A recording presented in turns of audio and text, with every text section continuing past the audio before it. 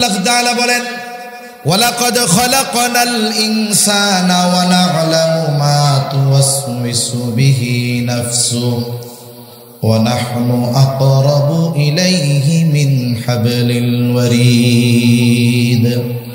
আল্লাহ তাআলা বলেন আমি মানুষ সৃষ্টি করেছি, ওয়া না'লামু মা তুওয়াসওয়িসু বিহি নাফসুহু, আমি জানি কোন জিনিস তার অন্তরের মধ্যে ওয়াসওয়াসা দেয়। আল্লাহ তাআলা কেন জানে? আল্লাহ তাআলা বলেন ওয়া নাহনু আকরাবু ইলাইহি মিন হাবলিল ওয়ারিদ।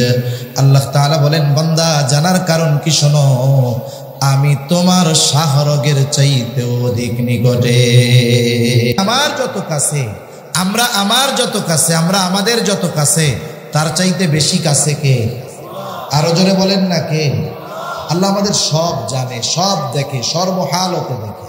আচ্ছা, আপনাদের কারো কাছে যদি বিশ্বস্ত সূত্রে এই খবর আসে যে ভাই আপনাকে কিন্তু গোয়েন্দা সংস্থা নজরদারিতে রাখছে, বিশ্বস্ত সূত্রে খবর আসলো আপনার গতিবিধি গোয়েন্দা সংস্থা পর্যবেক্ষণ করতেছে, যার ব্যাপারে এই খবর আসবে, বলেন তো তার চালচলন কেমন হয়ে যাবে? ও বাড়ি আর মসজিদ থেকে কোথাও যাবে না।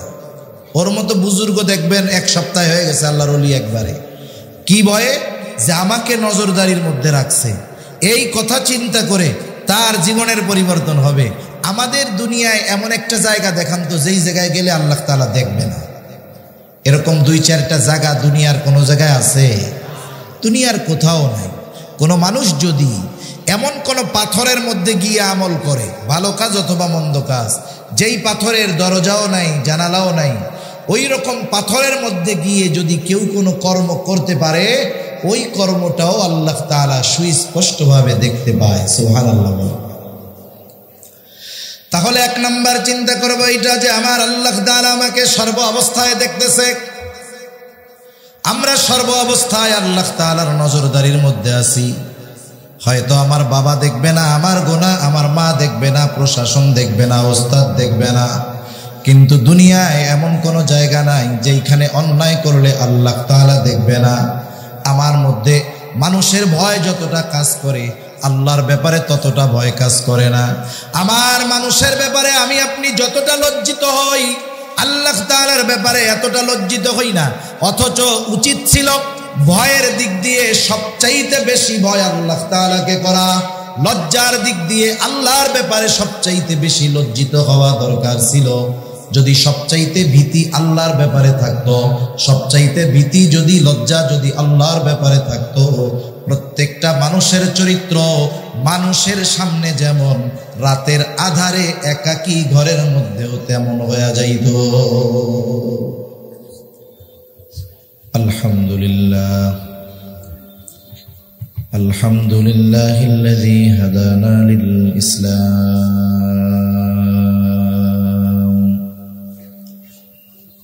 الذي نزل القرآن هدى للناس وبينات من الهدى والفرقان وخلق الإنسان وكرمه وعلمه من البيان ما لم يعلم فسبحان الذي لا يحصى امتنانه باللسان ولا بالقلم ونشهد أن لا إله إلا الله وحده لا شريك له ونشهد أن سيدنا وسندنا وحبيبنا وطبيبنا وأولانا ومولانا محمد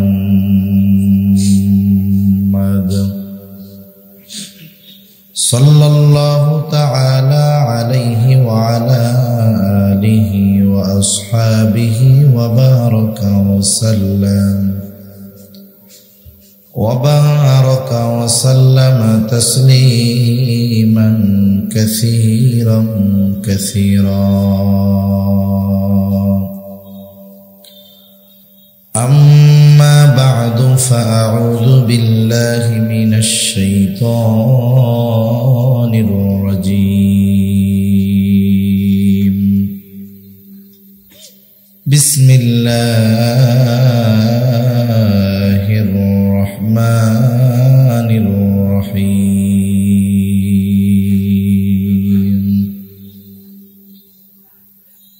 يا أيها الذين آمنوا اتقوا الله حق تقاته ولا تموتن إلا وأنتم مسلمون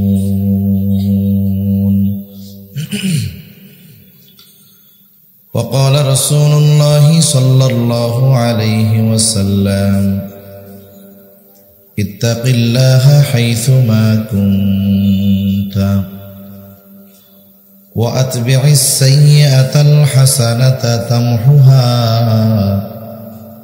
وخالق الناس بخلق حسن أو كما قال النبي صلى الله عليه وسلم صدق الله العلي العظيم وصدق رسوله النبي الكريم ونحن على ذلك من الشاهدين والشاكرين والحمد لله رب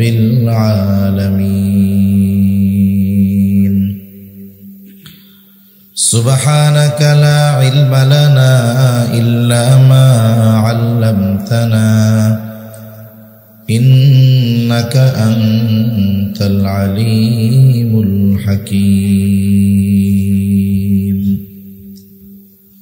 اللهم صل على محمد وعلى آل محمد كما صليت على إبراهيم وعلى آل إبراهيم إنك حميد مجيد اللهم بارك على محمد وعلى آل محمد كما باركت على إبراهيم وعلى آل إبراهيم إنك حميد مجيد আল্লাহর মহব্বতে আমরা একটু জবান খুলে জিকির করি লা ইলাহা ইল্লাল্লাহ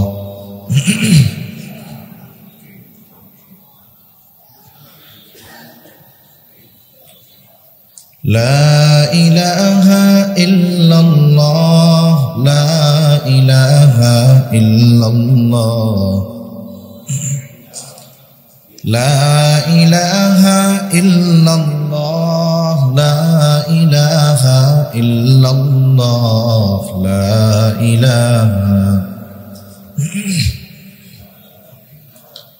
إلا الله لا إله إلا الله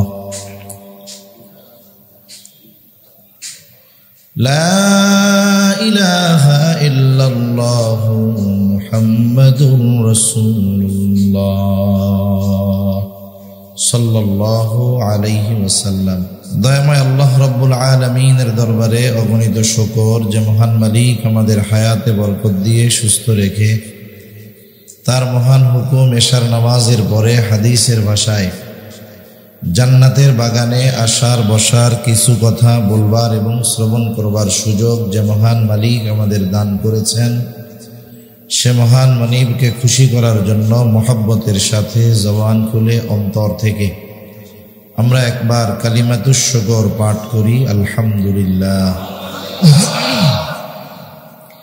অগণিত দুরুদ ও সালাম সাইয়্যিদুল আম্বিয়া আশরাফুল আম্বিয়া খাতামুল আম্বিয়া ইমামুল মুরসালিন রহমাতুল লিল আলামিন মুহাম্মাদুর রাসূলুল্লাহ সাল্লাল্লাহু আলাইহি ওয়াসাল্লামের উপর। আমি আপনাদের খেদমতে পবিত্র কোরআনুল কারীমের একটা আয়াত ও রাসূল আকরাম সাল্লাল্লাহু আলাইহি ওয়াসাল্লামের অবনীত হাদিস থেকে একটা হাদিস পাঠ করেছি। আল্লাহ তাআলার কাছে তৌফিক চাই উক্ত আয়াত ও হাদিস খানাকে সামনে রেখে নির্ধারিত বিষয়ের আলোকে কিছু কথা আল্লাহ তাআলা আমাকে বলবার তৌফিক দেন, যে কথাগুলো আমাদের সবার দুনিয়া এবং আখিরাতের জন্য কল্যাণকর হয়। সকলে বলি আমিন। সম্মানিত উপস্থিতি, এ দুনিয়াতে যেন মানুষ অন্যায় অপরাধ না করে, গুনাহ করতে তথা অপরাধ করতে মানুষ যেন ভয় পায়, এই জন্য রাষ্ট্রের দায়িত্বশীল ব্যক্তি বিভিন্ন বাহিনী এবং বিভিন্ন শাস্তির ব্যবস্থা করে। ঠিক কিনা বলেন?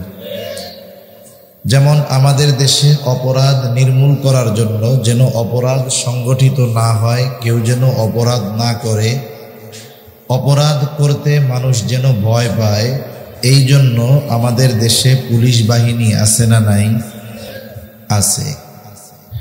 এরপরে অপরাধ করলে ওই অপরাধীর শাস্তি দেওয়ার জন্য আদালত আছে না নাই? এরপরে শাস্তি হিসাবে হয়তো তাকে কারাগারে বন্দী করা হবে, এই জন্য প্রতিটা জেলায় কারাগার আছে না নাই? তাহলে এত ব্যবস্থাপনা, এই প্রশাসন, সাথে সাথে আইন আদালত, আবার জেলখানা, কারাগার, এগুলো কেন? যেন সমাজে কোনো অপরাধ অন্যায় না হয়, এই জন্যই তো নাকি? এই খাতগুলোকে পরিচালনা করার জন্য কত ব্যয়, কত লোক, কত আয়োজন, কত কিছুর প্রয়োজন।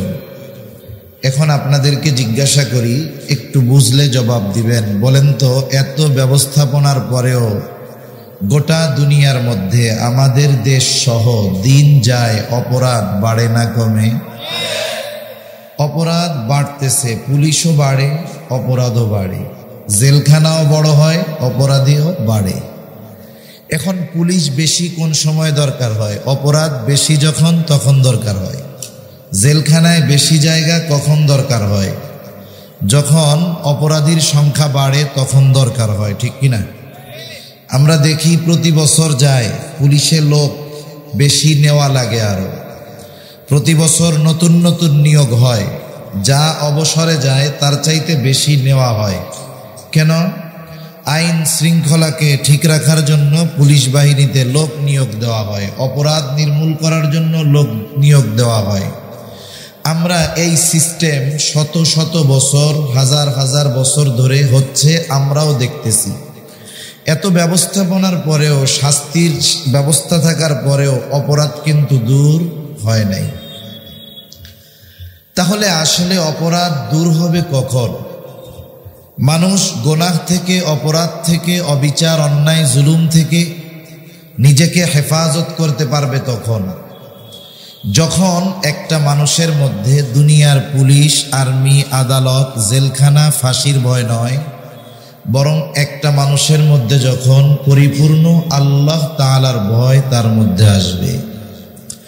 আল্লাহ তাআলার ভয় পরিপূর্ণ একটা মানুষের মধ্যে না আসা পর্যন্ত দুনিয়ার কোনো আইন, আদালত, প্রশাসন তাকে পরিপূর্ণভাবে অপরাধ থেকে বাঁচাতে, বেঁচে থাকতে সাহায্য কখনোই করবে না। হয়তো সাময়িকভাবে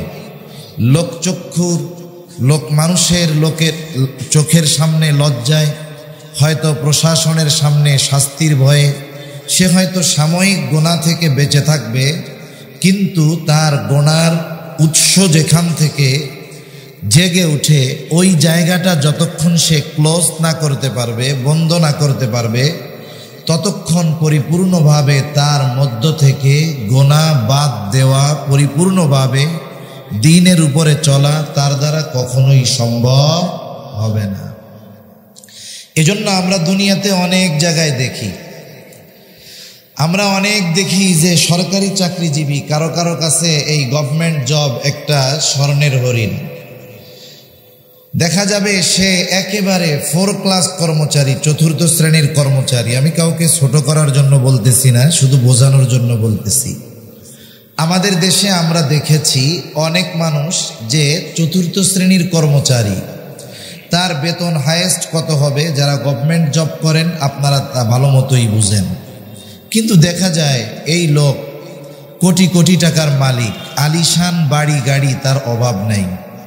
এই কিছুদিন আগে দেখলাম যে একজন প্রশ্ন করছে, বলেন তো পৃথিবীর সবচাইতে ধনী ড্রাইভার কোন দেশে? একজন উত্তর দিছে এটা হলো আমাদের বাংলাদেশে। কেন? তার নাকি 30-40টার উপরে ফ্ল্যাট শুধু ঢাকা শহরে আছে।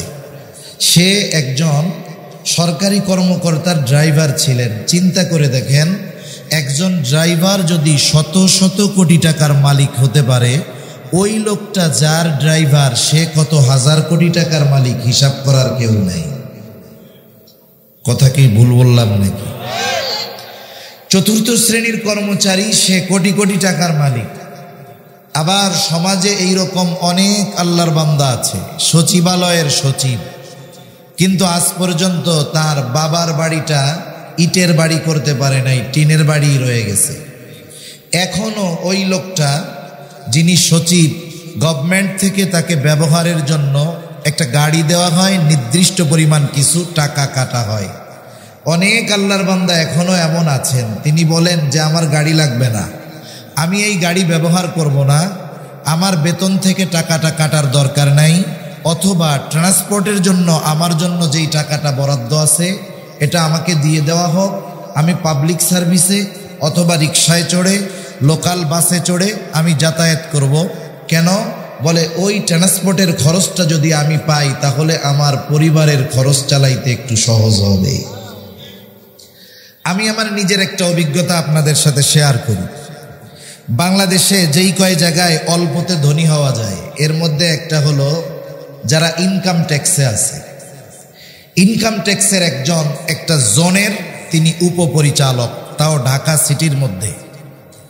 ভদ্রলোক পড়াশোনা করছেন। সম্প্রতি সময়ের খুব ন্যাক্কারজনক এক ঘটনা যেখানে ঘটছে, এটা তো ওখানে প্রতিনিয়ত প্রায়ই ঘটে, জাহাঙ্গীরনগর বিশ্ববিদ্যালয়ে।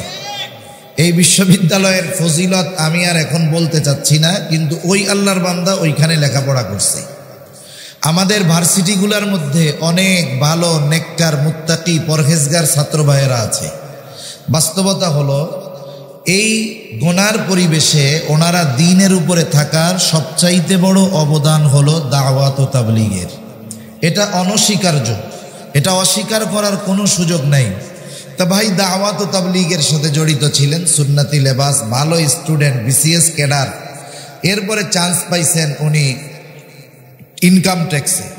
বগুড়া থেকে উনি আসছেন ঢাকা জোন 1-এ। আমি গেছি আমার কাজে, আমারে বলতেছে ভাই আমি তো খুব সমস্যায় আছি, আমিও ওই শনি একরা ওইদিকে বাসা নিয়ে থাকি, 2 রুমের বাসা নিছি, তা যাওয়া আসায় সব কিছু মিলায় আমার চলতে হিমশিম খাইতে হয়। চলতে কি খাইতে হয়? হিমশিম খাইতে হয়। একটা জিনিস স্বাভাবিক বোঝা, উনি উপপরিচালক একটা জোনের, কলমের খোঁচা মারলে দৈনিক লক্ষ টাকা ইনকাম করা ওনার জন্য কোনো ব্যাপার না। আমি বললাম ভাই কেন কষ্ট হয়? বলে সত্য কথা বলতে কি, হারাম থেকে যদি বেঁচে কেউ এই চাকরি করে, তার পরিবার নিয়ে ঢাকা সিটির মধ্যে বাসা ভাড়া করে থাকা অসম্ভব। এইরকম অনেক আল্লাহর বান্দা আছে যারা চাকরি করতেছে ঠিক, কিন্তু অবৈধভাবে ডান বাম থেকে একটা টাকাও ঘুষ নেয় না, একটা টাকাও অন্যের হক মেরে খায় না। যদি ঘুষ নেয়, কলমের খুসায় যদি উপার্জন করে, দুনিয়ার কেউ জানবে না, কেউ দেখবে না, কিন্তু এরপরেও তারা অবৈধভাবে উপার্জন করে না। কেন? কারণ তার অন্তরে এই বিশ্বাস দৃঢ়ভাবে আছে, এ দুনিয়ার কেউ হয়তো দেখবে না, কিন্তু যিনি দেখবেন তিনি কে?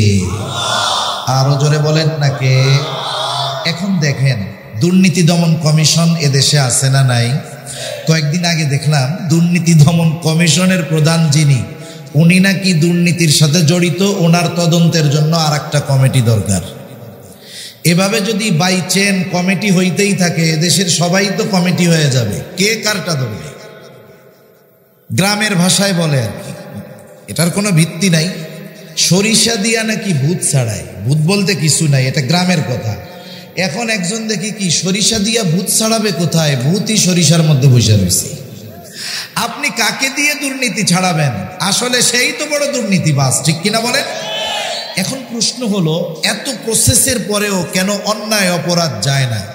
মূল কথা একটাই, মানুষ যতক্ষণ মুত্তাকি না হবে, তার মধ্যে যতক্ষণ আল্লাহ তাআলার ভয় না আসবে, দুনিয়ার কোনো আইন, দুনিয়ার কোনো শাস্তি এ সমাজ থেকে, এ দেশ থেকে, এ দুনিয়া থেকে পরিপূর্ণভাবে অপরাধ নির্মূল করতে পারবে। তাহলে আমরা যদি একটি দুর্নীতিমুক্ত সমাজ গড়তে চাই, দুর্নীতিমুক্ত দেশ গড়তে চাই, একটা সুন্দর ইনসাফ ব্যালেন্সওয়ালা দেশ গড়তে চাই, প্রত্যেকটা মানুষকে মুত্তাকি হওয়ার বিকল্প আর কোনো কিছুই নাই। এই তাকওয়া এমন এক গুরুত্বপূর্ণ জিনিস যে আল্লাহ সুবহানাহু ওয়া তাআলা একজন মানুষের সর্বোচ্চ সম্মানিত হওয়ার মানদণ্ড হিসাবে এই তাকওয়াকে আল্লাহ তাআলা নির্ধারিত করেছেন। একজন মানুষ জাগতিক জগতে অনেক উঁচু ডিগ্রিধারী হতে পারে, অনেক টাকা পয়সার মালিক হতে পারে, অনেক বড় পদ পদবীর অধিকারী হতে পারে, দুনিয়ার মানুষের চোখে সে খুব সম্মানিত হতে পারে, কিন্তু যতক্ষণ না ওই লোকটার ভিতরে তাকওয়া পাওয়া যাবে, ততক্ষণ দুনিয়ার মানুষের কাছে দামি হলেও আল্লাহ তাআলার কাছে যাররা পরিমাণ মূল্য তার না। আবার একজন মানুষ দুনিয়ায় সবচেয়ে অবহেলিত সে হতে পারে, তার টাকা পয়সা নাই, ধন দৌলত নাই, সম্পদ নাই, কিন্তু তার ভিতরে আল্লাহ ভীতি আছে, খোদা ভীতি আছে। এই কারণে সে নিজেকে পাপের থেকে বাঁচিয়ে রাখে। দুনিয়ার মানুষ তাকে যত ছোট মনে করুক না কেন, আল্লাহ তাআলার কাছে সে সবচাইতে সম্মানিত। সুবহানাল্লাহ। এজন্য আল্লাহ তাআলা কোরআনুল কারীমের মধ্যে বলেন, ইন্না আকরামাকুম ইনদাল্লাহি আতকাকুম। আল্লাহ তাআলার কাছে সম্মানিত তো সে যে সবচেয়ে বেশি খোদাভীরুতা অর্জন করতে পারছে। যে যত বড় মুত্তাকি সে আল্লাহ তাআলার কাছে তত দামি। আমাকে দুনিয়ার সব মানুষ যদি ভালো বলে, আল্লাহ তাআলার নিকটে যদি আমি ভালো না হতে পারি, এই ভালো হওয়ার যাররা পরিমাণ দাম আমার নাই। ঠিক কিনা বলেন? আমাদের শামসুল হক ফরিদপুরি রহমাতুল্লাহ আলাই, সদর সাহেব হুজুর রহমাতুল্লাহ আলাই, উনি একটা কথা বলতেন যে আল্লাহকে পেয়েছে সে সব কিছুই পেয়েছে, যে আল্লাহকে পায় নাই, দুনিয়ার সবও যদি সে পায়, আসলে সে কিছুই পায় নাই। ঠিক কিনা বলেন? এজন্য আমরা যদি আল্লাহ তাআলার কাছে, আল্লাহ তাআলার সংজ্ঞায় সম্মানিত হতে পারি, এটাই আসল সম্মান, এটাই আসল মর্যাদা। এজন্য দুনিয়াতে মানুষ সম্মানের জন্য সব কিছু করে, মূল উদ্দেশ্য থাকে সম্মান, যে আমি যেন সম্মানিত হতে পারি। এজন্য প্রকৃতপক্ষে সম্মানিত এবং সফল যদি কেউ হতে চায়, তাহলে একজন মানুষকে, একজন মুমিনকে পরিপূর্ণ মুত্তাকি হওয়ার বিকল্প আর কোনো কিছুই নাই। এখন এই তাকওয়া এর স্তর হলো তিনটা। তাকওয়ার স্তর কয়টা? তিনটা। প্রথম স্তর হলো কুফরি থেকে বেঁচে ঈমান গ্রহণ করে, কুফরি থেকে বেঁচে ঈমান গ্রহণ করে চিরকালীন জাহান্নামের শাস্তি থেকে বাঁচা। এটা হলো তাকওয়ার সর্বনিম্ন স্তর। একজন যখন ঈমান আনে, এর মাধ্যমে সে চিরকাল জাহান্নামের শাস্তি থেকে বেঁচে যায়। এটা তাকওয়ার প্রথম স্তর। দ্বিতীয় স্তর হলো ওই সমস্ত কাজ থেকে বেঁচে থাকা যেই সমস্ত কাজ করলে গুনাহ হয়, এটা হলো মধ্যম স্তর। তৃতীয় এবং হাই লেভেলের স্তর হলো ওই সমস্ত বিষয়ের চিন্তা থেকে অন্তরকে বাঁচায় রাখা যেগুলো গুনার দিকে ধাবিত করে। গুনাহ না করা বিষয়টা এমন নয়, বরং যেই সমস্ত বিষয়গুলো মানুষকে পাপের দিকে ধাবিত করে, ওই সমস্ত বিষয় থেকে নিজের অন্তরকে বাঁচায় রাখা, এটা হলো তাকওয়ার সর্বোচ্চ স্তর। এজন্য আমরা যদি একটু চেষ্টা করি, মেহনত করি, আশা করা যায় আল্লাহ তাআলার কাছে যদি তৌফিক চাই, তাকওয়ার সর্বোচ্চ স্তরে পৌঁছানো সম্ভব ইনশাআল্লাহ। এখন আসেন আমরা কিভাবে তাকওয়া অর্জন করব, কোন পদ্ধতিতে করতে পারি, এর কয়েকটা বিষয় আমি আপনাদের খেদমতে তুলে ধরব ইনশাআল্লাহ। এক নম্বর বিষয়, কোরআনুল কারীমের মধ্যে আল্লাহ সুবহানাহু ওয়া তাআলা যখন কোনো বিষয়ের নির্দেশ দেন, আদেশ দেন যে বান্দা এটা করো, এটা করো না, এটা বর্জনীয়, এটা করণীয়, যেই বিষয়গুলো আল্লাহ তাআলা করতে বলেন এবং যেই বিষয়গুলো থেকে আল্লাহ তাআলা বেঁচে থাকতে বলেন, শুধু এই আদেশ নিষেধই আল্লাহ তাআলা করেন না, বরং আল্লাহ তাআলা এই আদেশ বা নিষেধ বাস্তবায়ন করার জন্য যা কিছু দরকার সব কিছুই আল্লাহ তাআলা কোরআনুল কারীমের মধ্যে বলে দেন। একটা উদাহরণ দিই। মনে করেন আপনি এখান থেকে একজন লোক যে জীবনে কোনোদিন ঢাকা যায় নাই, আপনি যদি হঠাৎ করে তাকে বলেন যে তোমাকে এখন ঢাকা যেতে হবে, ঢাকা যাওয়া যতই সহজ হোক, আপনি যদি তাকে পথ বলে না দেন এটা তার জন্য কঠিন লাগবে, স্বাভাবিক বিষয়। কিন্তু আপনি যদি আদেশ দেওয়ার পরে যে তুমি এখনই ঢাকা যাবা, তবে কেমনে যাবা শুনো, এখান থেকে একটা ইজি বাইক নিবা বা সিএনজি নিবা, এখান থেকে তুমি ওখানে বাস টার্মিনালে যাবা বা বাস স্টেশনে যাবা, ওখান থেকে আপনি বাসের নাম বলে দিলেন, এই বাসের একটা টিকিট কাটবা, এরপরে এই বাসটা সর্বশেষ স্ট্যান্ড যেখানে তোমাকে নামায়া দিবে ওখানেই তুমি নামবা, আর তুমি গন্তব্যে পৌঁছায়া যাবা, এরপরে তোমার আর কোনো টেনশন নেই। বলেন তো, আদেশ দেওয়ার পরে এই লোকের জন্য ঢাকা যাওয়া যেমন কঠিন মনে হচ্ছিল, কিন্তু আদেশ বাস্তবায়ন করার কিছু পদ্ধতি বলে দেওয়ার পরে ওই আদেশটা বাস্তবে পরিণত করা তার জন্য আগের চাইতে সহজ হবে না কঠিন থাকবে? আল্লাহ তাআলা বান্দার প্রতি বড় মেহেরবান, বড় দয়ালু। আল্লাহ তাআলা শুধু আদেশ করেন তা না, আদেশ করার সাথে সাথে ওই আদেশটা বান্দা কিভাবে আমলে পরিণত করবে সেই পদ্ধতিগুলো যিনি জানিয়ে দেন তিনি কে? আর একটু জোরে বলেন না কে? আল্লাহ। আপনাদের তো কষ্ট হচ্ছে না? আবার চিন্তা করতে পারেন, একটু আগে হুজুর এলানে কইল যে খুব সুমধুর কণ্ঠস্বর, এখন দেখি হুজুর খালি বাংলা কথা কয়, মানে রিডিং কথা কয় দেখি হুজুর খালি।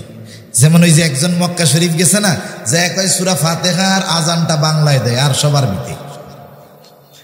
কিছু কিছু বিষয় আছে, একটু গল্প মাঝে মধ্যে করার দরকার আছে, কারণ আমি তো এলাকায় নতুন, আমি মনে এই থানাই নতুন, আগে আসি নাই। তা যাই হোক, আপনাদের সাথে আন্ডারস্ট্যান্ডিং এর জন্য একটু জানি হৃদ্রতা, মোহাব্বত, ভালোবাসা গভীর হয়, এজন্য কিছু গল্পেরও দরকার আছে, কিন্তু গল্পটা শিক্ষণীয় গল্পই হবে। বলেন তো, আপনাদের এলাকায় ভালো মিষ্টি পাওয়া যায়? একেবারে খাঁটি মিষ্টি পাওয়া যায় না?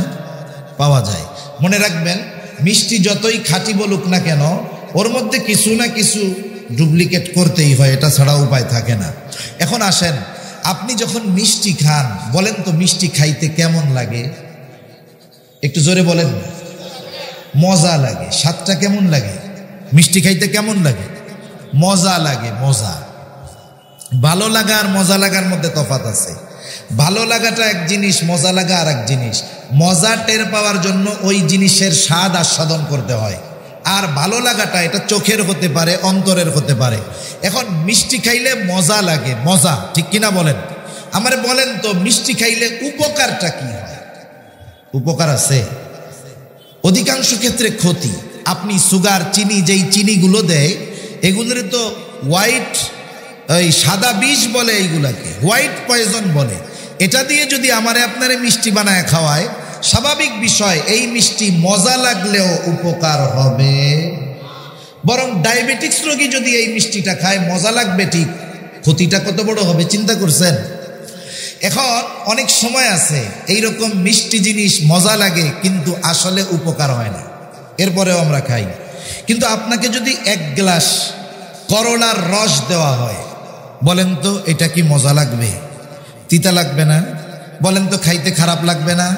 কিন্তু বলেন তো, যেই খাক এই করলার তিতা রসটা যদি খায়, মজা যদিও না লাগে, উপকার হবে কি হবে না? এ ব্যাপারে তো কোনো সন্দেহ নেই। আমাদের দেশের অবস্থা হইল, আমরা সুর দিয়ে ওয়াজ শুনতে আমাদের মজা লাগে, উপকার হোক আর না হোক মজা ঠিকই লাগে। কিন্তু যখন কেউ সুর ছাড়া করতে চায়, যদিও মজা লাগে না কিন্তু এইগুলার মধ্যেই উপকার থাকে, কিন্তু আমরা মিষ্টি যত খাই, ক্ষতি জানার পরেও মিষ্টি খাই, করলার রস উপকার জানার পরেও সহজে খাই না। যদি আমরা এমন হইতো যে আমরা উপকারের দিকে খেয়াল করব, তাহলে এই তাফসির মাহফিলগুলো, এগুলো আমাদের জীবন পরিবর্তনের জন্য যথেষ্ট হয়ে যাইত, ঠিক কিনা বলেন? এজন্য আমরা উপকারের দিকে বেশি খেয়াল দিব ইনশাআল্লাহ। আল্লাহ তৌফিক দান করুন। তাহলে আল্লাহ তাআলা শুধু আদেশ করেন তা নয়, আদেশের সাথে সাথে ওই আদেশ বাস্তবায়নের পদ্ধতিও বলে দেন কে? আল্লাহ তাআলা। এবার আসেন, কেমনে আমরা এই আল্লাহ তাআলার ভয় অন্তরে অর্জন করতে পারি? কোন কোন পলিসি, কোন কোন পদ্ধতি অবলম্বন করলে আল্লাহর ভয় আমার অন্তরে আসবে? গোনার সমুদ্রে যদি হাবুডুবুও খাই, আমার গালে এক ফোঁটা ওই গোনার পানি যাবে না। কোন পদ্ধতিগুলো অবলম্বন করলে আমরা জানতে রাজি আছি তো ইনশাআল্লাহ। এক নাম্বার, আল্লাহ তাআলা বলেন, ইয়া আইয়ুহাল্লাযীনা আমানুত্তাকুল্লাহ ওয়া কুনু মা'আস সাদিকিন। আল্লাহ রাব্বুল আলামিন বলেন, হে ঈমানদারেরা, তোমরা মুত্তাকি হও, খোদা বিরুদ্ধতা অর্জন করো, আল্লাহ তাআলাকে ভয় করো। আমরা যদি প্রশ্ন করি, আয় আল্লাহ মুত্তাকি হওয়ার নির্দেশ দিলেন, আদেশ দিলেন, কেমনে আমরা মুত্তাকি হব? আল্লাহ তাআলা বলেন, ওয়া কুনু মা'আস সাদিকিন। বান্দা, তুমি যদি মুত্তাকি হতে চাও, কেমন যেন আল্লাহ তাআলা বলতেছেন, বান্দা তুমি যদি মুত্তাকি হতে চাও, সত্যবাদীদের সঙ্গী হয়ে যাও। আল্লাহ রাব্বুল আলামিন এইখানে বলেন নাই দানশীলদের সঙ্গী হয়ে যাও, আবেদের সঙ্গী হয়ে যাও। আল্লাহ তাআলা কেন সাদিকিন বললেন, সত্যবাদী বললেন? বুজুর্গানে দিন বলেন, এই বিষয়টা হলো মূলত এইরকম, মানুষ সত্যবাদী হওয়ার জন্য অনেক গুণের সমন্বয় দরকার হয়। আর যেই লোকটা মূলত সত্যবাদী হয়, তার মধ্যে অন্যান্য সব ধরনের গুণ পাওয়া যায়। একটা মানুষ যখন সব ভালো গুণে গুণান্বিত হয়, এরপরেই সে পরিপূর্ণ সত্যবাদী হতে পারে, এমনটা কখনো হবে না। একজন মুমিন সত্যবাদী, সে ইবাদত ঠিকমতো করে না, এটা কখনো হবে না। একজন মানুষ সত্যবাদী হবে কিন্তু সে দান সাদাকা করবে না, এটা হতেই পারে না। একজন মানুষ সত্যবাদী, সে গুনার থেকে বাঁচবে না, এটা হতেই পারে না। এই জন্য যেই মানুষটা আসলে সত্যবাদী, তার মধ্যে অন্যান্য সব গুণের সমন্বয় পাওয়া যায়। সুবহানাল্লাহ। এই জন্য নবীজি সাল্লাল্লাহু আলাইহি ওয়াসাল্লাম সত্যবাদিতার প্রশংসা করেছেন। সাথে সাথে নবীজি সাল্লাল্লাহু আলাইহি ওয়াসাল্লাম বলেন, ইন্নাস সিদকা ইয়াহদি ইলাল বির ওয়া ইন্নাল বিররা ইয়াহদি ইলাল জান্নাহ। নবীজি বলেন, নিশ্চয়ই মানুষ সত্য মানুষকে কল্যাণের পথ দেখায়, কল্যাণ মানুষকে জান্নাতের পথ দেখায়। আর এই সত্যবাদিতার গুণ যেই লোকটা অর্জন করতে পারে, তার মধ্যে বাকি সব ভালো গুণের সমন্বয় পাওয়া যায়। এই জন্য আল্লাহ তাআলা এক নম্বরে জানায় দিলেন, মুমিন তুমি যদি মুত্তাকি হতে চাও, সত্যবাদীদের সঙ্গী হয়ে যাও। এখানে একটা বিষয় গুরুত্বপূর্ণ আছে, সাদিক এক বচন আর সাদিকিন আল্লাহ তাআলা বলেছেন বহু বচন। কেন আল্লাহ তাআলা বহু বচন এখানে আনলেন? এটা আমার কথা না, আমি তো শুনে শুনে আপনাদেরকে বলতেছি, আর কি পয়ডা শুইনা যতটুকু আমার জেহেনে আছে বলতেছি। কেন আল্লাহ তাআলা বহু বচন বললেন? বলার অন্যতম একটি কারণ এটা হতে পারে, একটা মানুষের পরিচয় একটা হয় না, একটা মানুষের অবস্থান এক জায়গায় হয় না। একটা মানুষ যেখানেই থাকুক না কেন, যেই অবস্থানেই থাকুক না কেন, সব জায়গায় সে যাকে বন্ধু হিসাবে গ্রহণ করবে, নিঃসন্দেহে তাকে সত্যবাদী এই গুণে গুণান্বিত হতে হবে। ঠিক কিনা বলেন? একজন মানুষ চাকরি করে অফিসে, স্বাভাবিক একসাথে চাকরি করার জন্য আশেপাশে যারা থাকে এদের সাথে, কলিগদের সাথে বন্ধুত্বের সম্পর্ক হয় কি হয় না? এখন যদি আমার আপনার বন্ধু অফিসে একজন নামাজি বন্ধু হয়, একজন গুনাহ থেকে বেঁচে থাকে এমন একজন মানুষ যদি বন্ধু হয়, ওই বন্ধু নেককার বন্ধু হওয়ার কারণে দিনের পথে চলা আমার আপনার জন্য সহজ হয় নাকি কঠিন হয়ে যায়? নিঃসন্দেহে সহজ হয়ে যায়। আবার আপনি যখন অফিস থেকে বাসায় ফিরে আসেন, আপনার অবস্থান যেখানে, ওখানে অনেক মানুষের সাথে সম্পর্ক হয়, বন্ধুত্ব হয়। ওই জায়গাগুলো যাদের সাথে সম্পর্ক হবে, উচিত হলো যারা সত্যবাদী, নেককার, পরহেজগার, মুত্তাকি, তাদেরকে বন্ধুরূপে গ্রহণ করা। তাহলে অফিসের বন্ধুটাও আপনার নেককার, বাসার বন্ধুটাও নেককার। তাহলে বলেন তো দ্বীনের উপরে চলা সহজ হবে নাকি কঠিন হয়ে যাবে? প্রত্যেকটা ক্ষেত্রে যদি বন্ধু ভালো হয়, বন্ধু যদি ভালো হয়, তাহলে বন্ধু যেমন ওর প্রভাব অন্যান্য বন্ধুদের মধ্যে পড়ে, সাথী যেমন তার প্রভাব অন্যান্য সাথীর মধ্যে পড়ে। এই জন্য একটা প্রবাদ আছে, সৎ সঙ্গ স্বর্গবাস, অসৎ সঙ্গ সর্বনাশ। ঠিক কিনা বলেন? সৎ সঙ্গ স্বর্গবাস, অসৎ সঙ্গ সর্বনাশ। এরকম উপমা অনেক বুজুর্গানের দিন দিয়ে থাকেন লোহার সাথে চুম্বকের সাথে। একটা লোহা যত শক্তিশালী হোক না কেন, ওই লোহার মধ্যে আকর্ষণ করার শক্তি থাকে না, সে আরেকটা লোহাকে আকর্ষণ করতে পারে না, বরং সে চুম্বকের দ্বারা আকর্ষিত হয়। কিন্তু ওই চুম্বকটা লোহার চাইতে কিন্তু শক্ত নয়, বরং নরম, দুর্বল। লোহার তুলনায় চুম্বক কিন্তু দুর্বল। এখন লোহা যদি চিন্তা করে আমার এত শক্তি, আমি এত মজবুত, আমি ওই চুম্বকের কাছ থেকে জোর কইরা ওর আকর্ষণ শক্তিটা কেড়ে নিয়ে আসবো, বলেন তো এটা সম্ভব নাকি? কখনোই সম্ভব নয়। কিন্তু ওই আকর্ষণ করার শক্তিবিহীন মজবুত লোহাটা যদি ওই চুম্বকের সংস্পর্শে লাগা যায়, দীর্ঘ সময় যদি তার সাথে লেগে থাকে, একটা সময় দেখা যাবে ওই লোহার মধ্যে চুম্বকের কিছু আকর্ষণ করার শক্তি তার মধ্যে চলে আসে। এজন্য সঙ্গর একটা প্রভাব সব সময় আছে। আর আল্লাহ তাআলা বললেন সত্যবাদীদের সঙ্গী হয়ে যাও। আর যেই মানুষটা আসলে সত্যবাদী, তার মধ্যে বাকি সব ভালো গুণের সমন্বয় এমনিতেই পাওয়া যায়, আলাদাভাবে জিজ্ঞেস করার দরকার নাই।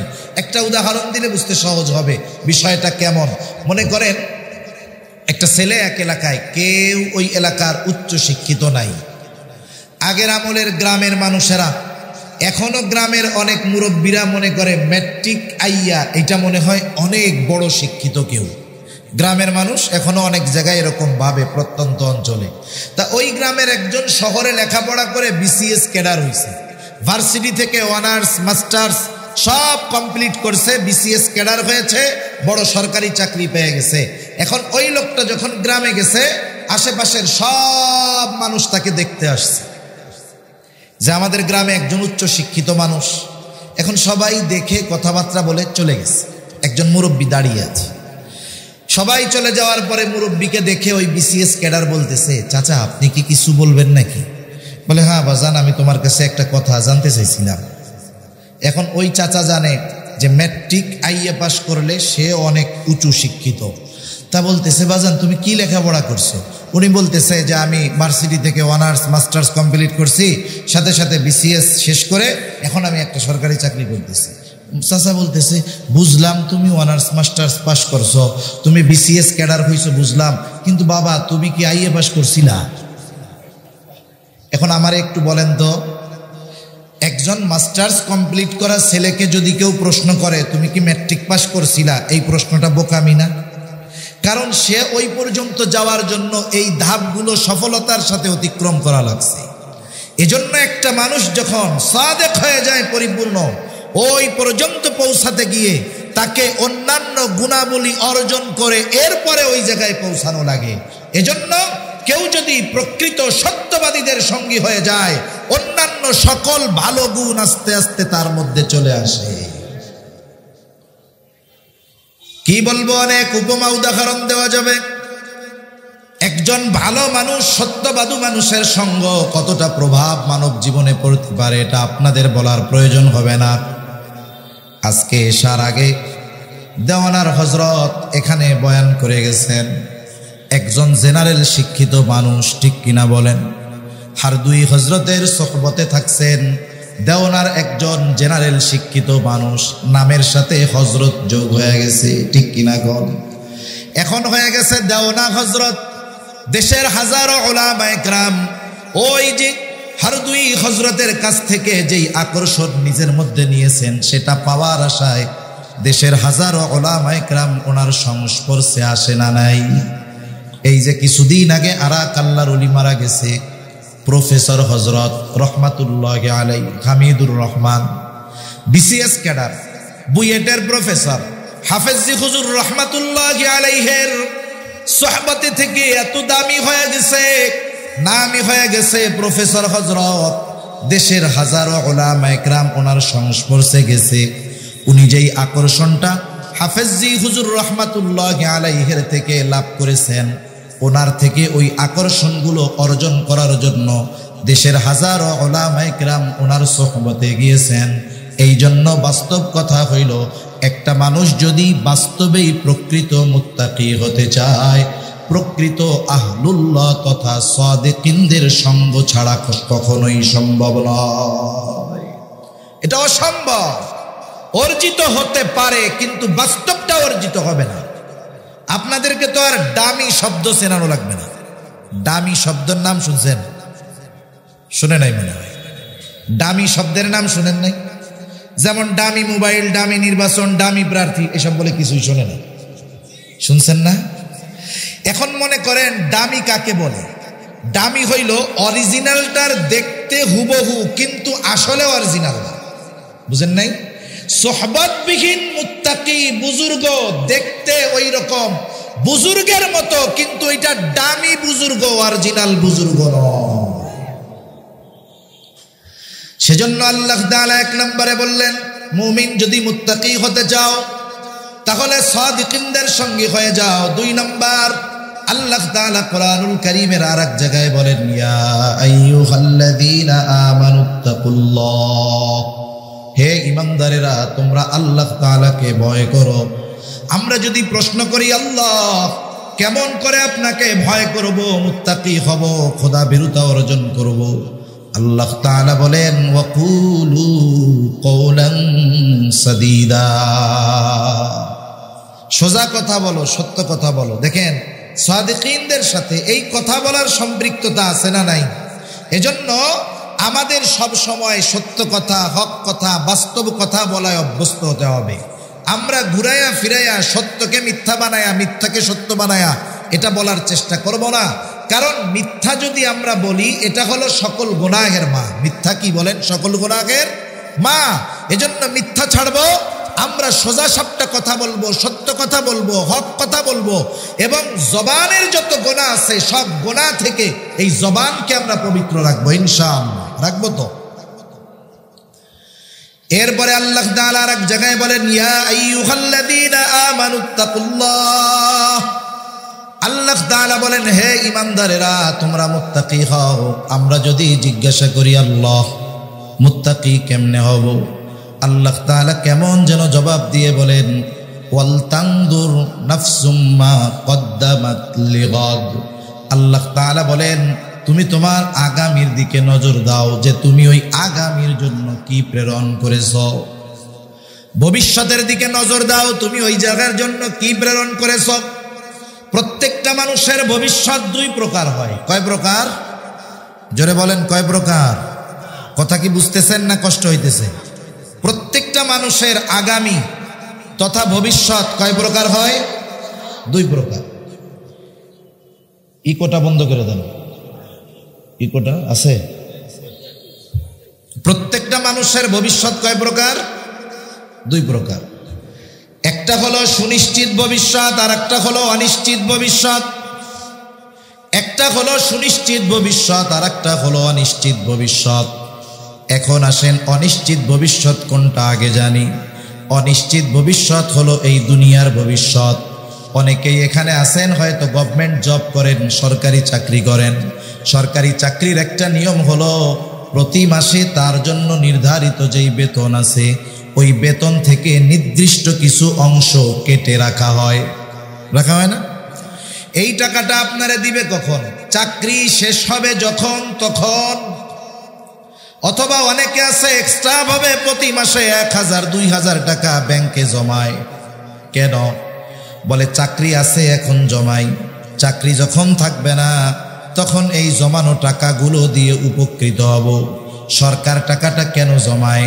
বলে কেমন যেন বলে, তুমি যখন চাকরি শেষ করবা এই টাকাগুলো যদি দীর্ঘকাল ব্যাপী জমানো হয়, তোমার টাকাগুলো জমাইয়া এর সাথে আমি আরো কিছু টাকা যোগ কইরা ওই যে ভবিষ্যতে যখন তুমি চাকরি ছেড়ে দিবা মোটা অঙ্কের একটা টাকা তোমাকে দিয়ে দেওয়া হবে, যাতে ওই বার্ধক্যকালীন সময় ওই টাকাগুলো দিয়ে কিছু করে তুমি তোমার ভবিষ্যতে ভালো মতো চলতে পারো। ঠিক কিনা বলেন?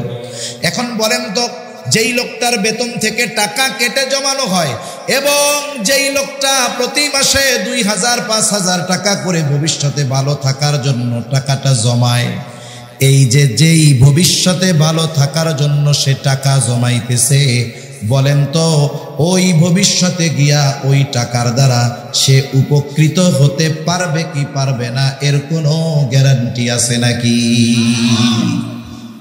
তাহলে গুরুত্ব সহকারে যেই ভবিষ্যতের জন্য টাকা জমাইতেছে, বলেন এই ভবিষ্যৎ সুনিশ্চিত নাকি অনিশ্চিত?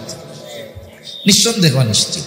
দেখা যাবে আপনি জমাইছেন, আপনি মরার কাম সারা, আপনি ওইটা উঠানোর আগেই আপনি দুনিয়া থেকে চলে গেলেন। অথচ দেখা যায় কি, আমরা আমাদের এই অনিশ্চিত ভবিষ্যতে ভালো থাকার জন্য প্রচেষ্টা বেশি করি। অনিশ্চিত ভবিষ্যতের মেয়াদ খুবই অল্প, হায়াত শেষ তো এটা শেষ। এজন্য আল্লাহ রাব্বুল আলামিন বলেন, ওয়াল তানদুর নাফসুম মা কদ্দামাত লিগাদ, তুমি নিজের দিকে নজর দাও যে সুনিশ্চিত ভবিষ্যতের জন্য কি প্রেরণ করেছ। তার মানে তুমি আখিরাতের জন্য কি পাঠাইছো। শুধু নিজের ব্যাংকে কত হইল, বেতন কত হইল, মাসে মাসে ব্যাংকে কত জমাইলা, এই হিসাবটা রাত্রে শুয়া শুয়া কইরো না। তুমি মাঝে মধ্যে ওই আখিরাতে অনন্তকালের সুনিশ্চিত ভবিষ্যতে ভালো থাকার জন্য কি ব্যাংক ব্যালেন্স পাঠাইছো, এই বিষয়টারও মাঝে মধ্যে হিসাব কইরো। জীবনের হিসাবকে বলা হয় মুহাসাবা। কি বলে বলেন না? মুহাসাবা, নিজের সাথে নিজে হিসাব করা, যে আমি নিজে নিজে হিসাব করব, যাই রে আমি আমার আখিরাতের জন্য কি জমাইলাম। এজন্য বুজুর্গানে দ্বীনও বলেন, প্রত্যেকটা মানুষের উচিত যখন সে রাতে ঘুমাতে যাবে 5টা মিনিট সারাদিনের আমলের হিসাবের একটা সামারি টান দেওয়া। আপনাদের তো বড় বাজার, অনেক বড় বড় ব্যবসায়ী এইখানে আছে। একজন ব্যবসায়ী, প্রতিষ্ঠিত প্রসিদ্ধ সফল ব্যবসায়ীর কিছু গুণাবলী আছে, অনেকগুলো গুণ। এর মধ্যে অন্যতম 2-1টা গুণের কথা বলবো। আমি বলবো, সফল ব্যবসায়ী যে সে প্রতিদিন দোকান বন্ধ করে বাসায় যাওয়ার আগে সে একটা হিসাব করে। তার হিসাবটা সাধারণত 2 বা 3 ধরনের হয়। এক নাম্বার হিসাব করে আজকে সারাদিনে বেচা কেনা কত হইল। 2 নাম্বার হিসাব আজকে সারাদিনে বাকি কত গেল। 3 নাম্বার হিসাব আজকে সারাদিনে সে কত টাকার মাল জিনিস কিনলো। এই 3টাকে সামনে রেখে সে সারাদিনের হিসাব করার পরে সে বুঝতে পারে যে আজকে আমার ব্যবসায় লাভ কত আছে। মনে করেন যে যেই ব্যবসা করে, সিমেন্টের ব্যবসায়ী, মনে করেন সে হিসাব করেছে আজকে দিনে তার 1 লাখ টাকা সেল হয়েছে। কয় লাখ? একটু জোরে বলেন, কয় লাখ? 1 লাখ। মাসলা মাসাইল তো আর জিজ্ঞাসা করতেছি না, জিজ্ঞাসা করতেছি তো অন্য কিছু। যা জিজ্ঞাসা করি একটু জোরে বললে আমার একটু ভাল লাগে যে ওনারা আপনারা বুঝতেছেন, না বুঝলেও একটু জোরে কইয়া বুঝার ভান করেন। তাহলে সারাদিনে বেচা কেনা কত হয়েছে। এখন যে যেই ব্যবসা করে বলেন তো সেই ব্যবসার সেলের উপরে লাভ কত, এটার আইডিয়া তার আছে না নাই?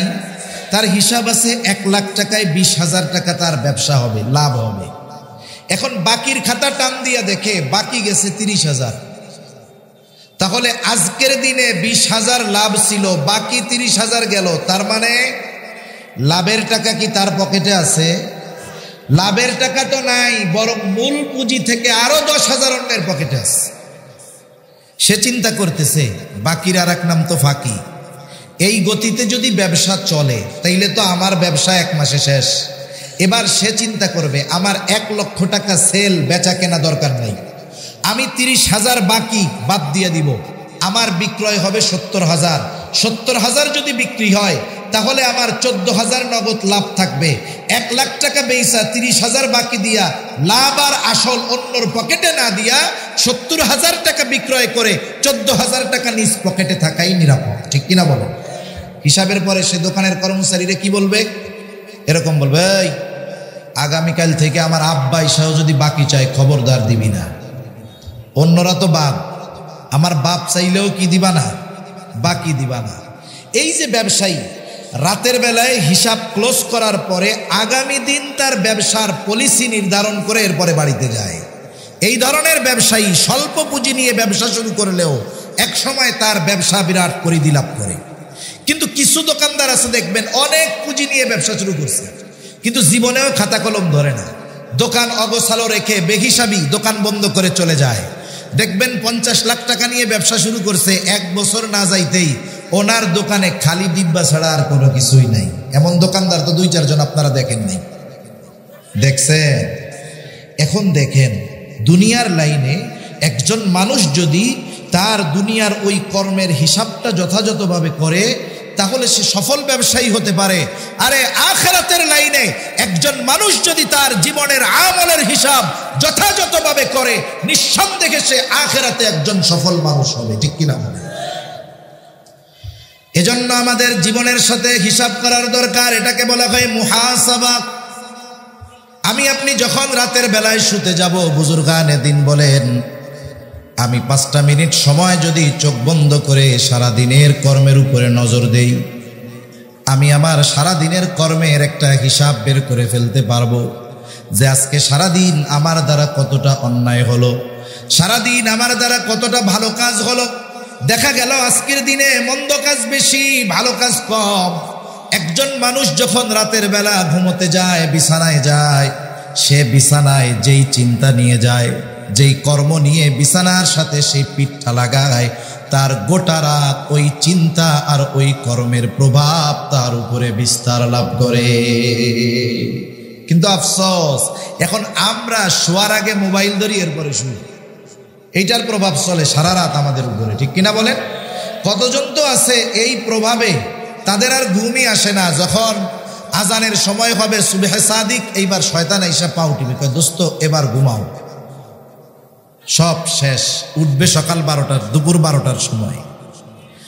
এখন আমি আপনি যদি রাতে জীবনের এই হিসাবটা করে বিছানায় যাই, আমি যদি চিন্তা করি আরে আমার তো আজকেই গুনাহ বেশি, সারা জীবনের হিসাবটা যদি এমন হয় যে আমার গুনাহই বেশি, তাহলে তো আমার কিয়ামতের দিন নাজাত পাওয়ার উপায় নাই, জাহান্নামে যেতে হবে। হয়তো এই হিসাব, এই চিন্তা ওই মানুষটাকে তাওবা করতে উদ্বুদ্ধ করবে। সে হয়তো আল্লাহর কাছে খালেস তাওবা করবে, বলবে আল্লাহ আমি তো শয়তানের ধোঁকায় পড়ে অনেক গুনাহ করে ফেলেছি, আল্লাহ এই অবস্থায় যদি আমার মরণ হয় বাঁচার কোনো উপায় নাই, আল্লাহ আপনি আমাকে ক্ষমা করে দেন, আমার গুনাহগুলো মাফ করে দেন, আমি আগামী দিন থেকে আর গুনাহ করব না। সেই ব্যক্তি যদি খালেস তাওবা করে, আশা করা যায় আল্লাহ তাআলা তার এই তাওবা কবুল করবে। আল্লাহ না করুন ওই রাত্রে যদি লোকটা মারা যায়, চিন্তা কইরা দেখেন তাওবা করছে, এরপরে আর গুনাহ করতে পারে নাই, আশা করা যায় ওই লোকটা মৃত্যুবরণ করবে আর আল্লাহ তাআলার বন্ধুদের তালিকায় তার নামটা উঠে যাবে। এজন্য জীবনের হিসাব আমাদের করতে হবে যে আমি আমার আসল ভবিষ্যতের জন্য, সুনিশ্চিত ভবিষ্যতের জন্য কি প্রেরণ করলাম। এই 2-4-5 মিনিট রাতে ঘুমানোর আগে করা যাবে না ইনশাআল্লাহ? করা যাবে তো ইনশাআল্লাহ? একটু নিজের সাথে নিজে হিসাব করেন, কত মানুষের জীবন পরিবর্তন হয়ে গেছে। হাদিসের মধ্যে যেমন এক জালেমের ঘটনা আসছে, তার নাম হলো কিফিল। ওই জালেমের নাম ছিল কিফিল। হাদিসের মধ্যে আসছে এমন কোনো অন্যায় নাই যে কিফিল করে নাই, এমন কোনো অন্যায় নাই যেটা কিফিল করে নাই। কিফিলের কাছে একদিন একজন মহিলা আসছে, দরিদ্র অভাবী বিধবা সুন্দরী একজন মহিলা এসে বলে, কিফিল আমাকে কিছু টাকা কর্জ দাও, আমি তোমাকে এটা পরবর্তীতে ফিরাইয়া দিব। কিফিলের অন্যায়গুলার মধ্যে অন্যতম একটা অন্যায়, সে সুদে মানুষকে টাকা ধার দিত, ঋণ দিত সুদে। কিফিল বলে, মহিলা আমি তো তোমাকে এমনিতে কোনো টাকা দিব না। মহিলার চেহারার দিকে তাকাইয়া কিফিলের মধ্যে শয়তানি চিন্তা জাগ্রত হয়ে গেল। কিফিল বলে, তোমাকে টাকা দিতে পারি একটা শর্তে, সুদ দেওয়া লাগবে না, নির্ধারিত দিনে তুমি আমার সাথে গোপন অভিসারে লিপ্ত হবা, জিনায় লিপ্ত হবা। কাদাল ফাকিরু আন ইয়াকুনা কুফরা, দরিদ্রতা মানুষকে কুফরি পর্যন্ত পৌঁছায়া দেয়।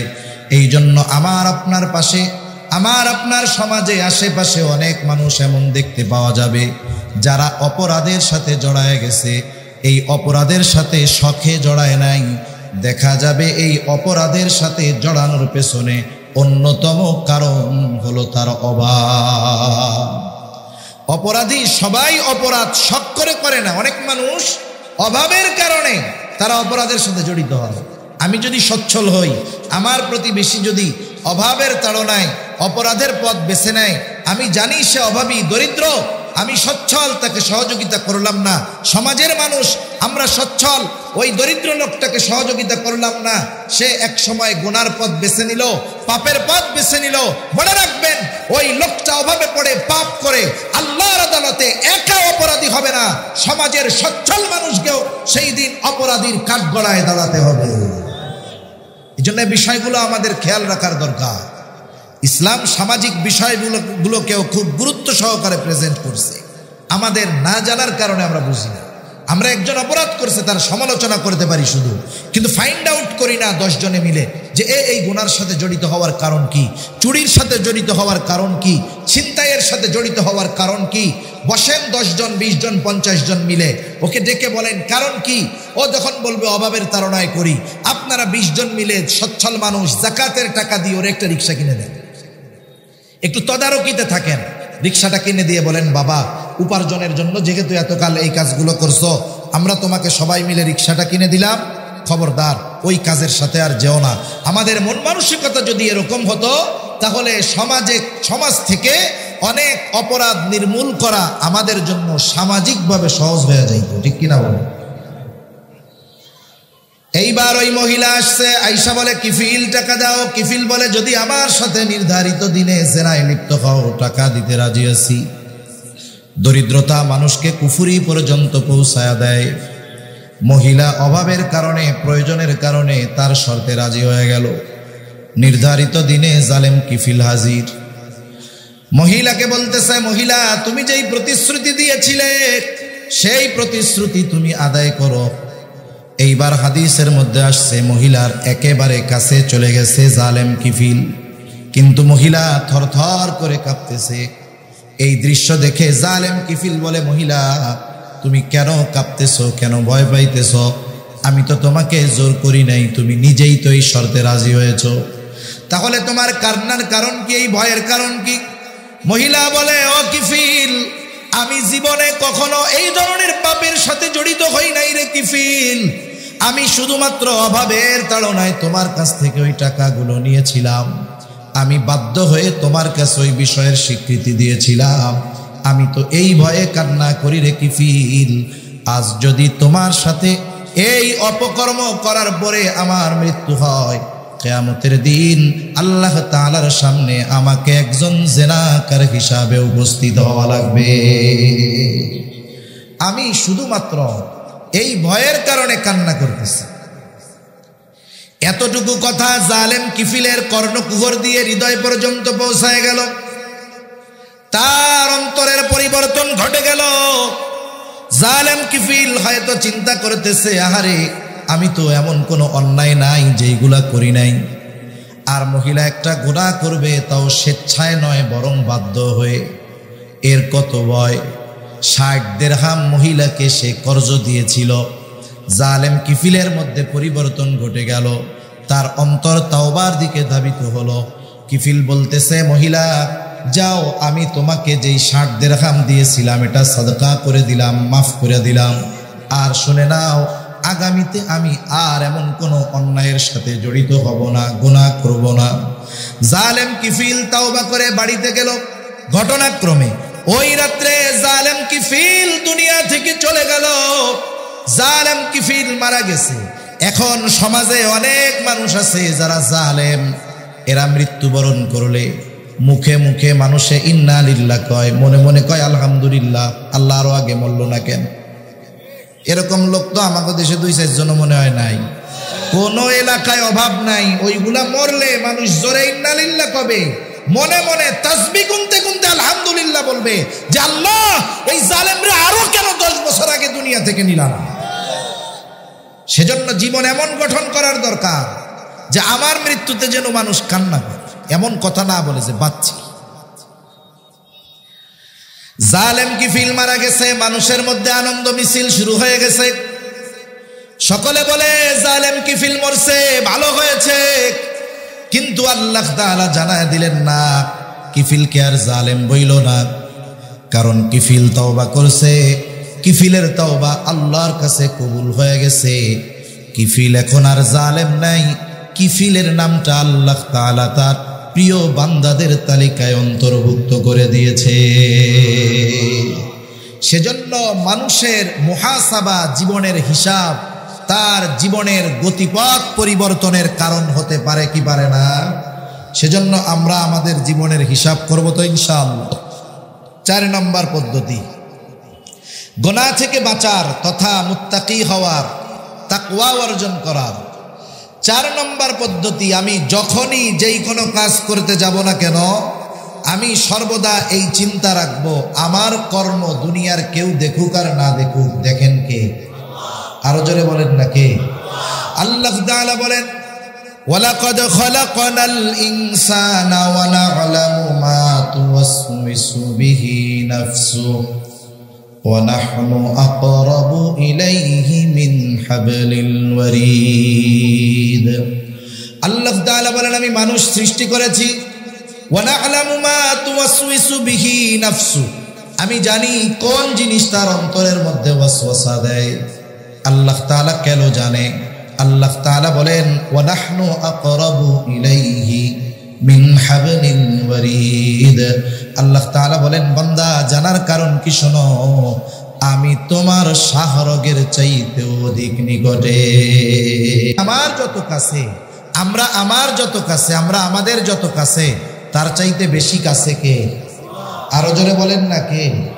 আল্লাহ আমাদের সব জানে, সব দেখে, সর্বহালতে দেখে। আচ্ছা, আপনাদের কারো কাছে যদি বিশ্বস্ত সূত্রে এই খবর আসে যে ভাই আপনাকে কিন্তু গোয়েন্দা সংস্থা নজরদারিতে রাখছে, বিশ্বস্ত সূত্রে খবর আসলো আপনার গতিবিধি গোয়েন্দা সংস্থা পর্যবেক্ষণ করতেছে, যার ব্যাপারে এই খবর আসবে, বলেন তো তার চালচলন কেমন হয়ে যাবে? ও বাড়ি আর মসজিদ থেকে কোথাও যাবে না। ওর মতো বুজুর্গ দেখবেন 1 সপ্তাহ হয়ে গেছে আল্লাহর ওলি একবারে, কি ভয়ে? যে আমাকে নজরদারির মধ্যে রাখছে। এই কথা চিন্তা করে তার জীবনের পরিবর্তন হবে। আমাদের দুনিয়ায় এমন একটা জায়গা দেখান তো, যেই জায়গায় গেলে আল্লাহ তাআলা দেখবে না। এরকম 2-4টা জায়গা দুনিয়ার কোনো জায়গায় আছে? দুনিয়ার কোথাও নাই। কোনো মানুষ যদি এমন কোনো পাথরের মধ্যে গিয়ে আমল করে, ভালো কাজ অথবা মন্দ কাজ, যেই পাথরের দরজাও নাই, জানালাও নাই, ওই রকম পাথরের মধ্যে গিয়ে যদি কেউ কোনো কর্ম করতে পারে, ওই কর্মটাও আল্লাহ তাআলা সুস্পষ্টভাবে দেখতে পায়। সুবহানাল্লাহ। তাহলে 1 নাম্বার চিন্তা করবো এটা, যে আমার আল্লাহ তাআলা আমাকে সর্ব অবস্থায় দেখতেছে। আমরা সর্ব অবস্থায় আল্লাহ তাআলার নজরদারির মধ্যে আছি। হয়তো আমার বাবা দেখবে না আমার গুনাহ, আমার মা দেখবে না, প্রশাসন দেখবে না, ওস্তাদ দেখবে না, কিন্তু দুনিয়ায় এমন কোনো জায়গা নাই যেখানে অন্যায় করলে আল্লাহ তাআলা দেখবে না। আমার মধ্যে মানুষের ভয় যতটা কাজ করে, আল্লাহর ব্যাপারে ততটা ভয় কাজ করে না। আমার মানুষের ব্যাপারে আমি আপনি যতটা লজ্জিত হই, আল্লাহ তাআলার ব্যাপারে এতটা লজ্জিত হই না। অথচ উচিত ছিল ভয়ের দিক দিয়ে সবচাইতে বেশি ভয় আল্লাহ তাআলাকে করা, লজ্জার দিক দিয়ে আল্লাহর ব্যাপারে সবচাইতে বেশি লজ্জিত হওয়া দরকার ছিল। যদি সবচাইতে ভীতি আল্লাহর ব্যাপারে থাকতো, সবচাইতে ভীতি যদি লজ্জা যদি আল্লাহর ব্যাপারে থাকতো, প্রত্যেকটা মানুষের চরিত্র মানুষের সামনে যেমন রাতের আধারে একাকী ঘরের মধ্যেও তেমন হয়ে যাইত। কিন্তু বাস্তবতা এর ভিন্ন। আল্লাহ রাব্বুল আলামিন এরপরে বলেন, শুধু যে আমি আল্লাহ দেখি তা নয়, ইয ইয়াতালাক্কাল মুতালাক্কিয়ানি আনিল ইয়ামিনি ওয়া আনিশ শিমালি কাঈদ। আল্লাহ রাব্বুল আলামিন আমাদের ডান কাঁধে একজন, বাম কাঁধে একজন ফেরেশতা রাইখা দিয়েছেন লেখক। এরা আমাদের কর্মের ব্যাপারে জানে, সাথে সাথে আমাদের কর্মগুলো এরা লিপিবদ্ধ করে রাখে। এরা আমাদের কর্মের ব্যাপারে সাক্ষী। শুধু আমাদের কর্মগুলোকে সংরক্ষণ করা হয় তা নয়, আল্লাহ তাআলা বলেন, মা ইয়ালফিযু মিন কাউলিন ইল্লা লাদাইহি রাকীবুন আতীদ। মানুষ জবান দিয়ে যা নিক্ষেপ করে, জবান দিয়ে যেই কথাগুলো সে উচ্চারণ করে, সর্বদা সতর্ক একজন ফেরেশতা আমাদের সাথে আছে, সাথে সাথে সে ওই কথাগুলোকে সংরক্ষণ করে রাখে। সুবহানাল্লাহ। আমরা মানুষের সাথে ফোনে কথা বলার সময় কত সতর্ক হই, কি কথা কইয়া ফেলবো, আবার ওই পাশ দিয়ে দেখা যাবে রেকর্ড হয়ে যাইতেছে। কত মানুষের এই দুনিয়ার কল রেকর্ড ফাঁস হয়ে গেছে, ফাঁস হওয়ার পরে আকাশচুম্বী জনপ্রিয়তা মুহূর্তের মধ্যে ভূপাতিত হয়ে গেছে, ঠিক কিনা বলেন? কতজন এই দেশ থেকে ইসলামকে নির্মূল করে দিতে চায়, টুপিওয়ালা গো দেখা নিতে চাইছিল, এরকম লোক ছিল না একজন? কত পাওয়ারফুল ছিল, এক কল রেকর্ড ফাঁস হয়েছে, কোথায় তার পাওয়ার, কোথায় তার ক্ষমতা, মুহূর্তের মধ্যে ভূপাতিত হয়ে গেছে, ঠিক কিনা বলেন? আর আমার আপনার এরকম অনেক বিষয় আছে যেটা দুনিয়ার মানুষ জানে না। কিয়ামতের দিন যদি আল্লাহ তাআলা এই রেকর্ডগুলো ফাঁস করে দেয়, কোথায় লজ্জায় মুখ ঢাকবো, সে জায়গা আর থাকবে না। এ বিষয়টা আর গেলাম না, এই পর্যন্ত শেষ। কিভাবে আল্লাহর ভীতি অর্জন করা যাবে, আল্লাহ তাআলা এই আদেশ করার সাথে সাথে আল্লাহ ভীতি অর্জনের পদ্ধতিগুলো আমাদেরকে বলে দিয়েছেন। এবার আসেন দ্বিতীয় বিষয়, যে এই তাকওয়া অর্জনের গুরুত্বটা কত। কোরআনুল কারীমের মধ্যে আল্লাহ তাআলা প্রায় 200 জায়গায় তাকওয়ার কথা বলেছেন। কত জায়গায়? এর মধ্যে 50-এর অধিক জায়গায় সরাসরি তাকওয়ার কথা বলছেন, যে তোমরা খোদা ভীরুতা অর্জন করো। এবং আল্লাহ তাআলা এটাও জানিয়েছেন, অতীতের সব নবীকে আল্লাহ তাআলা তাকওয়ার ব্যাপারে নির্দেশ দিয়েছেন।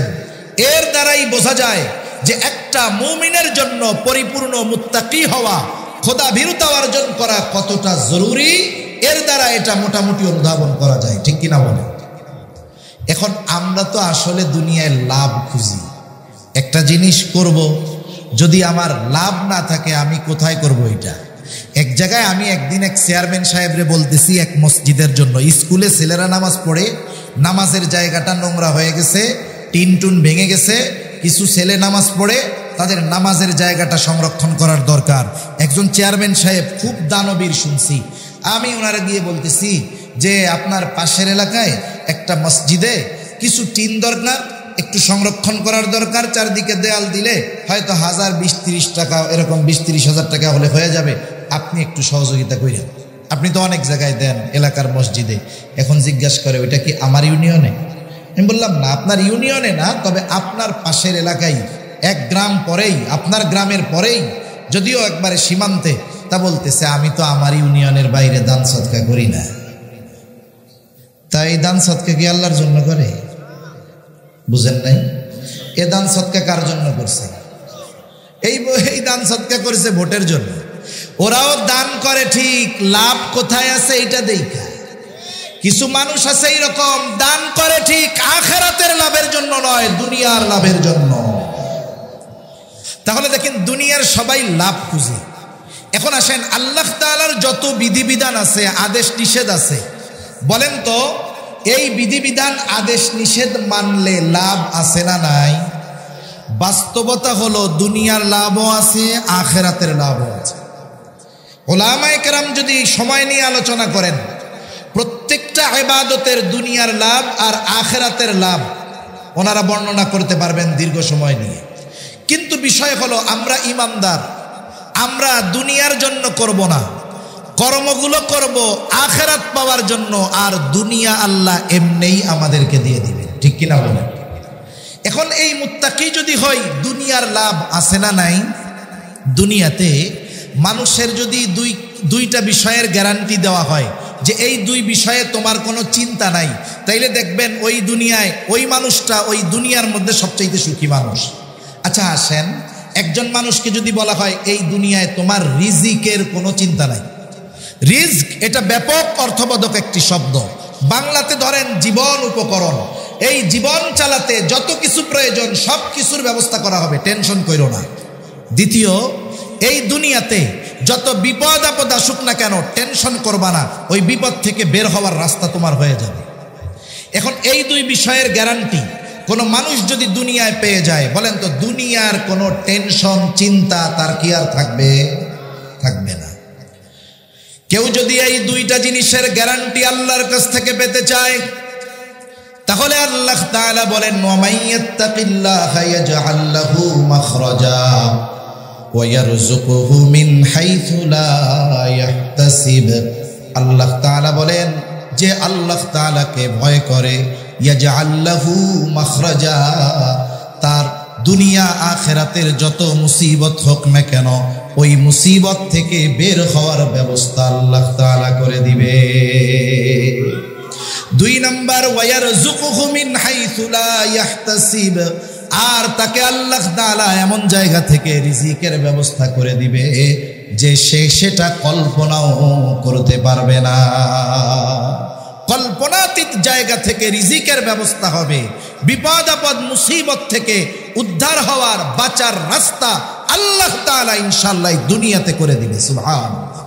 আমি দুনিয়ার লাভ আর বলবো না, এবার আখিরাতের একটা লাভ বলি। আখিরাতের লাভ তো অনেক।